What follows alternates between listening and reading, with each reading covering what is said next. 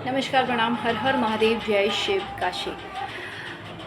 कामाख्या से मैसेज आया है, कामाख्या से, कामरू कामाख्या, वहाँ से मैसेज आया है। एक है अघोर पंथ से, एक कह सकते हैं कि अघोर पंथ में है तो तांत्रिक है।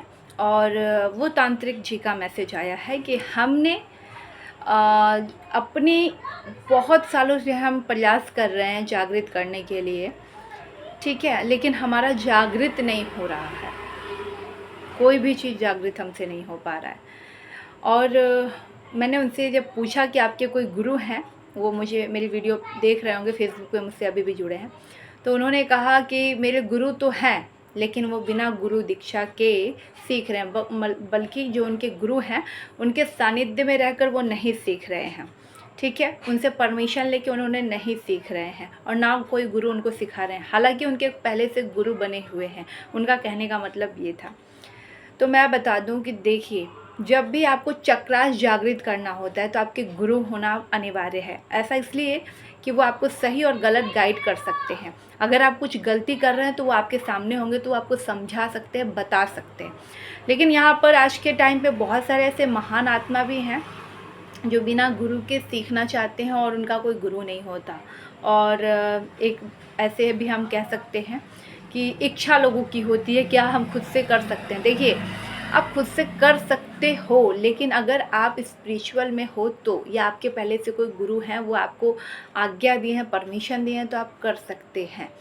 लेकिन अगर आपके गुरु ही नहीं है तो बाद में यही चीज़ आपको परेशान करती है। जैसे कि अगर आपका जागृत नहीं हुआ और किसी वजह से आपने थोड़ा सा जागृत करके छोड़ दिया, तो आप डिसबैलेंस हो जाओगे, मतलब कि आप पागल, मेंटल भी हो सकते हो। इसमें इतना घातक होता है चक्रास जागृत करना, ठीक है। और ये सबकी बस की बात नहीं होती है। चक्रास जागृत करना मतलब एक ऊर्जा महसूस करना, और जब भी ये ऊर्जा आती है तो आपके माइंड से आती है, इधर से पीछे से आती है, आपके यहाँ पे झंझनाहट होता है, अचानक से आती है। जब आपके चक्रास जागृत हो जाते हैं तब, या आप कोई सिद्धि ले लेते हैं तो भी यहाँ से प्रवेश करती है। अगर जो भी कोई भी एनर्जी अगर आपके गर्दन से प्रवेश कर रही है, पेट से, तो वो कभी भी जागृत नहीं होती है, वो हमेशा बैड होता है, ठीक है। ये हमेशा ध्यान रखिए, जब भी सर के द्वारा आता है वही एनर्जी परफेक्ट होती है। तो मैं उनको कहना चाहती हूँ, तांत्रिक जी को, कि देखिए, आप ही नहीं हैं, कामाख्या के कई पंडित मुझे पहले भी कांटेक्ट किए हैं कि वो जो कुछ भी सिद्धि लिए थे या साधना कर रहे थे, या बहुत सारे लोग चक्रास जागृत करते हैं, तो होता ऐसा है कि वो फिर बाद में वो चीज़ को कंटिन्यू नहीं कर पाते हैं। क्योंकि वो बीच में साधना करने के बाद कुछ लोगों को घमंड हो जाता है, वो बीच में छोड़ देते हैं या फिर बिल्कुल ही नहीं करते हैं। कुछ लोग गलतियां करते हैं, कुछ लोग के बिना परमिशन के करते हैं। हर व्यक्ति के साथ अलग अलग प्रॉब्लम होता है। और कुछ लोग कम पैसा देकर किसी गुरु से थोड़ा बहुत ऐसे वैसे सीख लेते हैं, फिर बाद में छोड़ देते हैं। कुछ लोग ऐसे भी होते पाए जाते हैं जो कि बिना गुरु दीक्षा के अपने मर्जी से कर रहे होते हैं, फिर बाद में उनको यही नहीं पता होता कि हमारा चक्रास जागृत भी है या नहीं। तो ऐसे कन्फ्यूजन में होते हैं। तो हर व्यक्ति का अलग अलग प्रॉब्लम होता है, हर व्यक्ति अलग अलग प्रॉब्लम हो सकते हैं। और कुछ लोग क्या करते हैं, कम समय में ज़्यादा पैसे के लालच में गलत क्रियाएं करना चालू कर देते हैं, तांत्रिक का गलत काम करना चालू कर देते हैं, जिसकी वजह से उनकी जो रियल शक्ति होती है, जो रियल सिद्धि होती है, या कुछ जागृत उन्होंने कर रखा हो, वो उनसे छिन हो जाती है।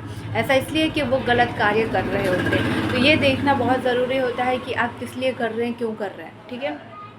अब हम बात करेंगे आज मणिपुर चक्र जागृत आप कैसे कर सकते हो, ठीक है। मणिपुर जागृत करना मैं इसलिए सिखा रही हूँ इस वीडियो के माध्यम से कि बहुत ज़्यादा अत्यधिक सर्च किया है लोग इस टॉपिक को, और बहुत सारे प्रश्न आए हैं मेरे पास एक ही वीडियो की।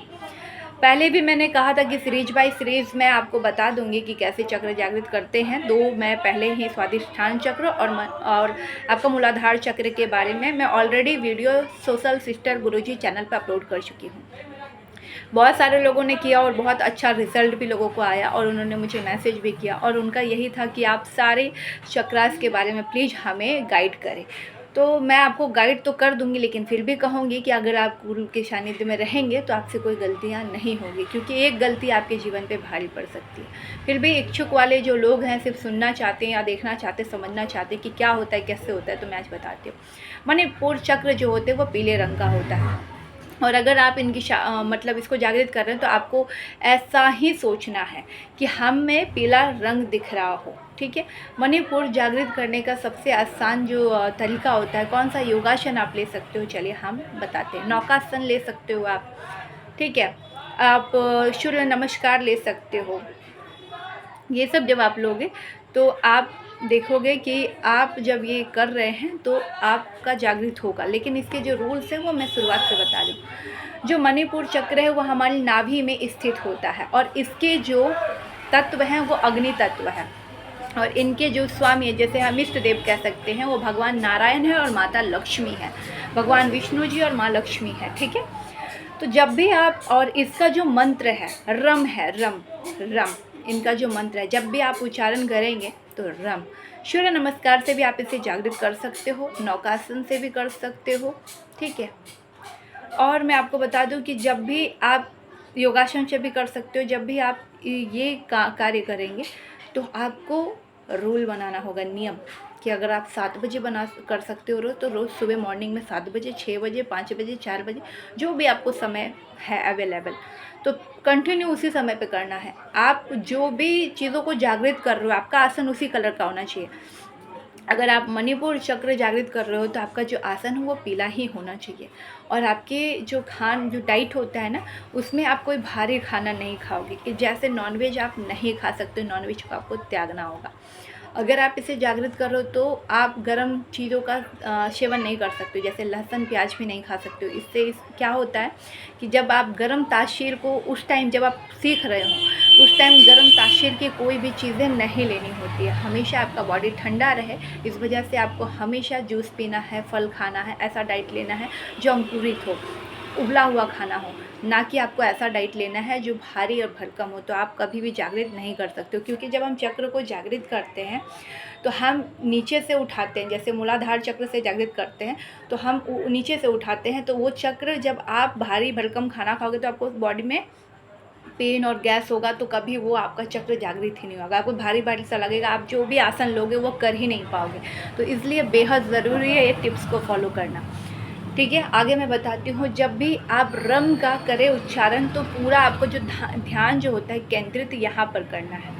इससे आपकी इच्छा शक्ति बढ़ती है और आत्मविश्वास बढ़ता है, इसलिए इसको जागृत करना बहुत ज़रूरी है, और परिवर्तन आता है आपके शरीर में। आपका पाचन तंत्र अच्छा होता है अगर आप इसे जागृत कर लेते हो। पाचन से आपकी जितनी भी प्रॉब्लम समस्या हैं वो ख़त्म होने लगती है, आपका पाचन संबंधी जितनी भी समस्या है। तो जब भी आप इसको जागृत करेंगे तो सांस को ऊपर खींचेंगे, रम बोलेंगे, और आपका ध्यान यहाँ बिंदु पर केंद्रित होना चाहिए, ध्यान में। जब भी आप योगासन ले रहे हैं या ध्यान के द्वारा आप जब भी कर रहे हैं तो, और बीच में आपको रुकना नहीं है, और जब भी एकांत ही लेना है, एकांत ही। और जब आप सोच रहे हो तो यहाँ पर येलो होना चाहिए, इससे आपकी जो मानसिक जो तनाव होगी वो भी ख़त्म होगी।